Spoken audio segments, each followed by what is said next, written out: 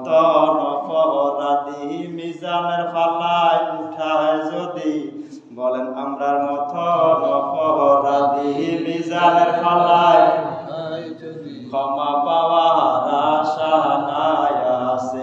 নবী আপনার নিজ গুণে ক্ষমা করেন উম্মতের, নবী আপনার নিজ গুণে ক্ষমা করেন উম্মতের, ক্ষমা পাব মাওলার কাছে।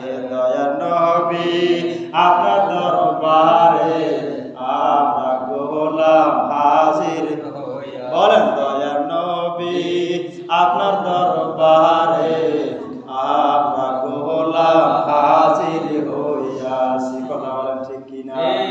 দাঁড়িয়ে দয়ার তরে মিনতি কর যদি, বলেন দাঁড়িয়ে দয়ার তরে মিনতি কর যদি, মূল অপরাধ স্বীকার করেছি।